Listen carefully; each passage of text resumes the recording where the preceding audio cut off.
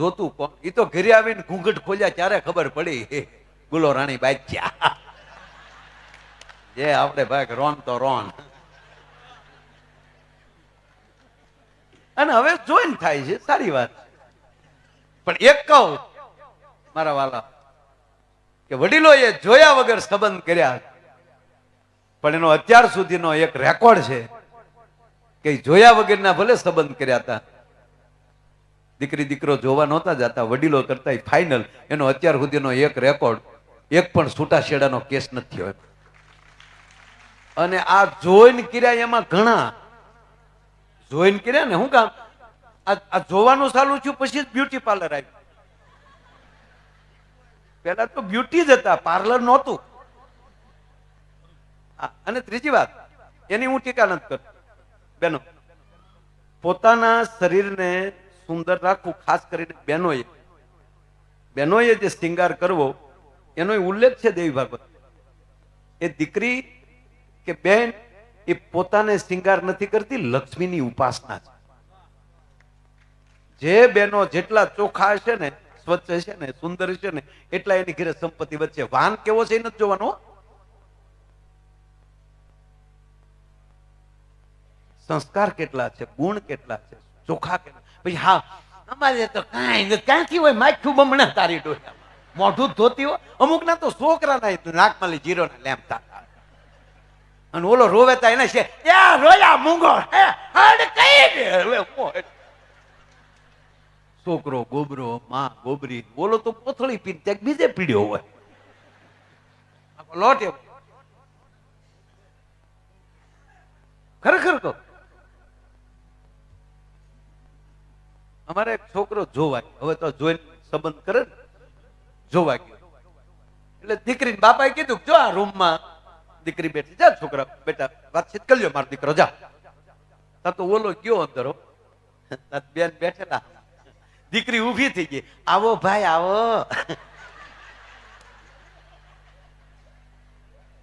દીકરી બિચારી ગામડાની, એને કઈ ખબર નહીં, એને એમ થયું કે ભાઈ આવ્યો. ત્યાં તો ઓલો ખોટો રૂપિયો નીકળે બહાર નીકળી ગયો ગભદી. ત્યાં પપ્પાએ પૂછ્યું કાં બેટા શું થયું? એ કે હાલો પપ્પા પૂરું થઈ ગયું. કેમ?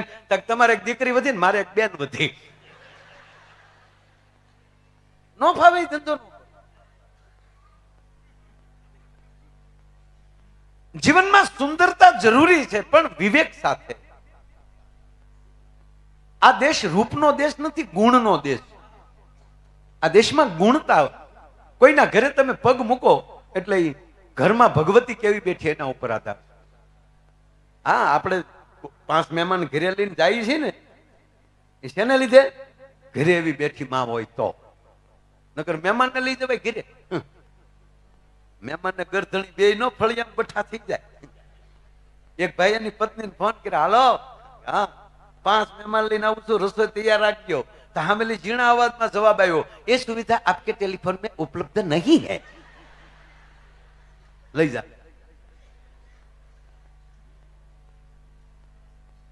વાત એ છે કે જે માં ભગવતીની જે ઉપાસના, દેવી ભાગવત ચાલે છે તમારા ગામના,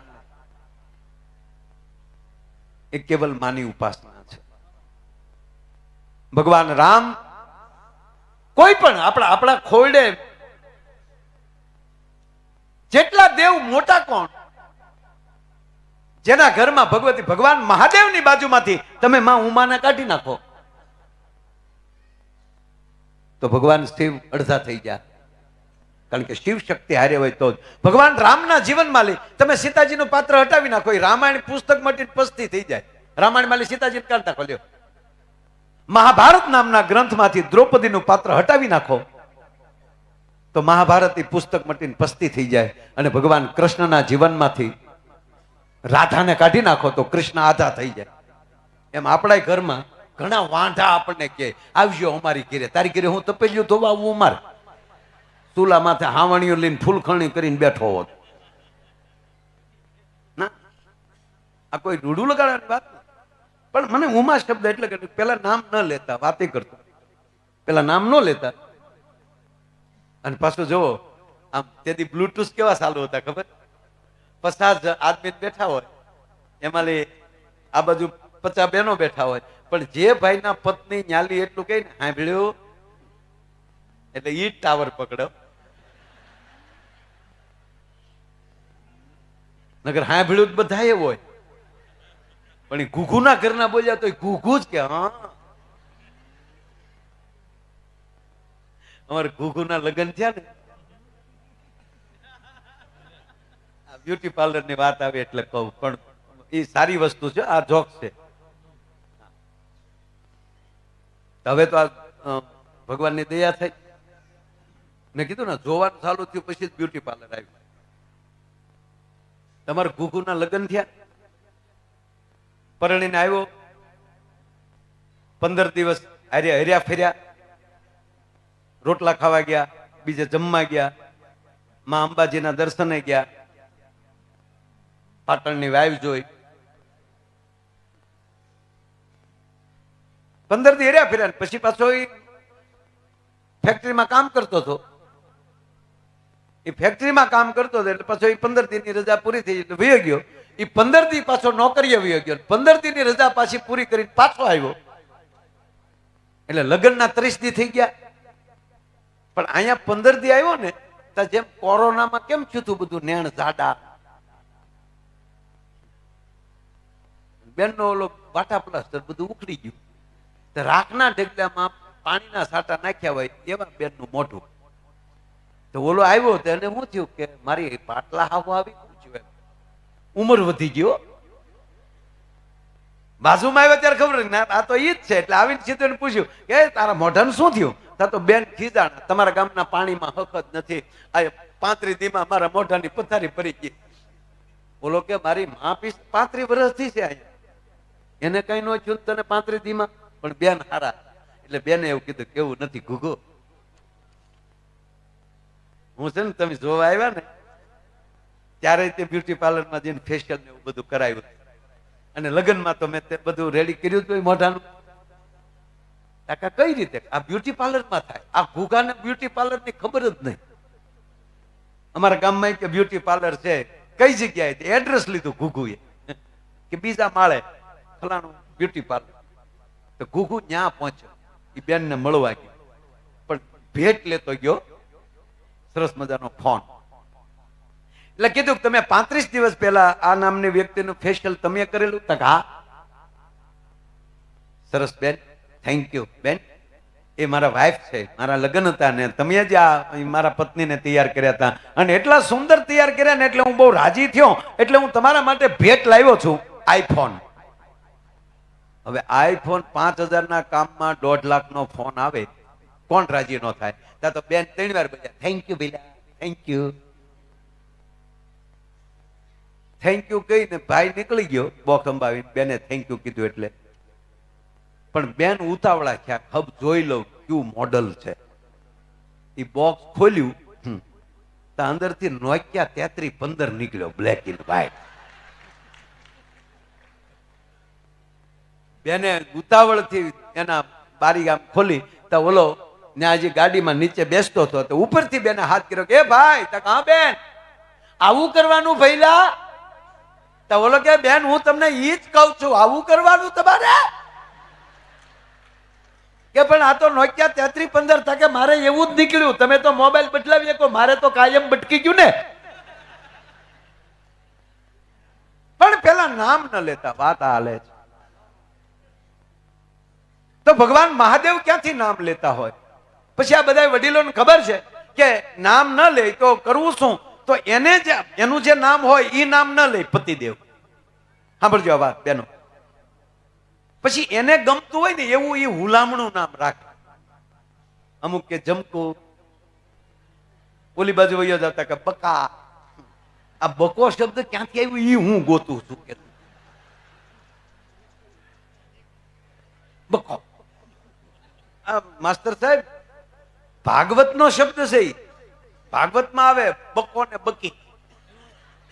બકાસુર નામનો રાક્ષસ બકો, આ હકીકત કહું મારા બાપ. અને બકી પૂતના એની બેન છે, પૂતનાનું મૂળ નામ બકી છે.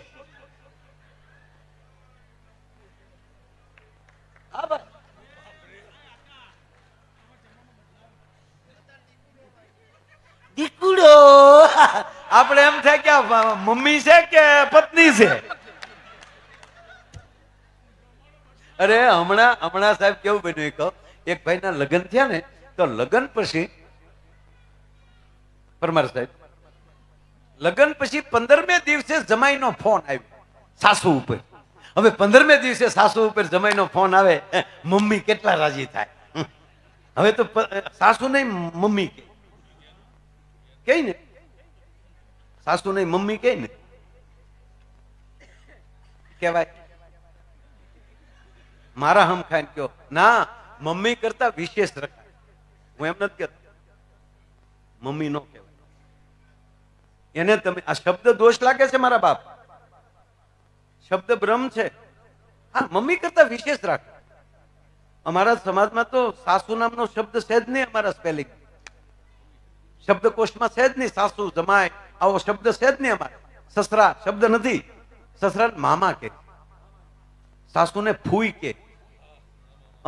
દીકરાની વહુ ફૂઈ કે. હું કામ? ફૂઈ થાય ને તો એ બાપુજીની બેન થઈ, અને ફૂઈને એમ થાય કે મારા ભાઈની દીકરી છે, એ મારી દીકરી ગણાય, મારે એને જરા હેરાન ન કરાય. અમારે ફૂઈ શબ્દ. અને જમાઈ નહીં, ભાણેજ. જમાઈ ભાણેજ. હવે તો બધા મમ્મી કહે છે, ભલે કે મને વાંધો નથી. હવે સાંભળજો, ઈ મમ્મી હોય તો એની દીકરી શું થાય? બોન થાય ભાઈ. નહીં એટલે પ્લીઝ એમાં ખાસ વિનંતી કરીને કહું કે દીકરીના માવતરને તો વિશેષ રાખજો મારા બાપ. આ દેવી ભાગવતના મંડપમાં બેઠો બેઠો કહું કે દીકરીના માવતરને વિશેષ રાખજો. શું કામ? એને તમને દીકરી નથી આપી, એના ઘરની લક્ષ્મી ને કાળજાનો કટકો તમારા ઘરે મોકલ્યો છે સાહેબ. એના માટે પ્રણામ છે, પણ મમ્મી નહીં. આમ તો મમ્મી જ નહીં, મમ્મી શબ્દ જ કાઢી નાખો. આમાં બધા તમે આ બાજુ સુખી માણસો છો, ઘરદીઠ અમેરિકામાં છે. અમેરિકાના મૂળ માણસો અંગ્રેજો, બરોબર, અંગ્રેજી બોલવા વાળા. ઈવડે ઈ મમ્મી કહે છે. અમેરિકામાં કોઈ એની એ લોકો મૂળ ન્યાના ઈ મમ્મી કહે છે તો મને કયો હાલો. ઈ મોમ કે છે, મધર કે છે, my mother, my mom. Mummy નહીં. મમ્મી આપણને ગુજરાતીઓને પકડાવી દીધું, ભારતીયો. હવે મમ્મીનું ગુજરાતી શું થાય?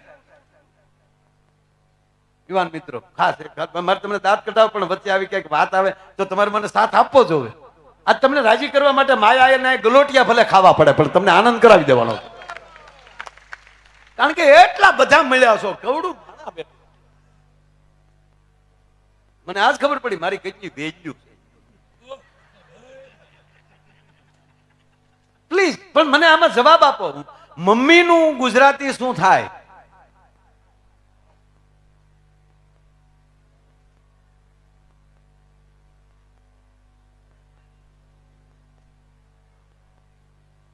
કોઈ કહેશે ભાઈ? બધાને ખબર છે તો કઈ કે તમે કહો ને કે અમને અંગ્રેજી આવડે.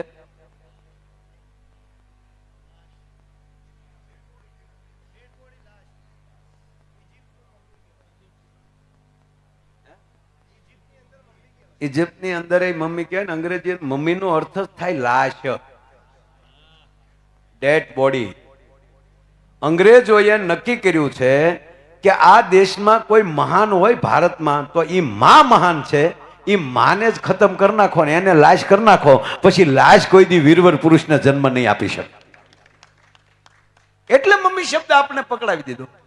અને પપ્પાને બાપુજીને શું કહેવાય અંગ્રેજીમાં? એ લોકો ફાધર કે, આપણે શું કહે? ડેડ. હાય ડેડ. ડેડ નું ગુજરાતી શું થાય? પતી ગયેલો, પહોંચી ગયેલો. એટલે આવા નવા દિવસોમાં થોડુંક એવું આપણે કરીએ કે આપણા મૂળ શબ્દોને, અને શાસ્ત્રોમાં નામ હોય એવા દીકરી દીકરાના નામ રાખીએ, એટલે બહુ મજા આવે.